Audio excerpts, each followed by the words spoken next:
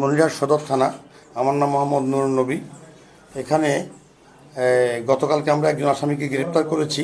তার নাম মোহাম্মদ আলম ওরফে রাজু, বয়স 29 বছর, পিতা আবুল বাসার, নামাতারি রেলগেট। এটা হলো মহেন্দ্রনগর ইউনিয়নে। তার মানে একটি মাদক মামলা, তার সাজা হয়েছে 6 মাস।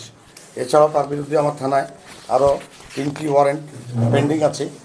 দেখা যাচ্ছে যে সে ইতিপূর্বে গাইবান্ধা পলাশবাড়ি থানা, নওগাঁ সদর থানা, লালমনিরহাট সদর থানা, বগুড়া সদর থানা, এরপর গিয়ে আপনার এই সব জায়গায় সে আপনার মোট প্রায় 10টি মামলার আসামি। তার মধ্যে অস্ত্র আইনের মামলা আছে, চুরির মামলা আছে, চুরির মামলা আছে, এগুলো স্যার।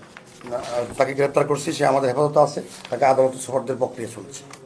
আমরা বিগত সময় দেখেছি যে মহিন্দ্রনগর এবং আশেপাশের যে ইউনিয়নগুলোতে অটো রিক্সা পাওয়া যাচ্ছিল, এবং এই যে ব্যক্তি রাজুকে ধরেছেন তার নামে একাধিকভাবে এলাকাবাসী থেকে শুরু বিভিন্ন জায়গায়ও তো আমরা দেখলাম যে অভিযোগ আছে, চুরির অভিযোগ।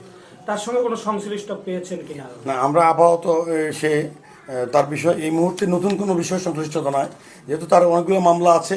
এছাড়া সে যেহেতু আপনার এখানে সাজাপ্রাপ্ত ওয়ারেন্টের আসামি, সেহেতু তাকে নিয়ে আসা হয়েছে। আমরা খতিয়ে দেখতেছি সে অন্য কোনো কিছুর সাথে ইনভলভ আছে কিনা।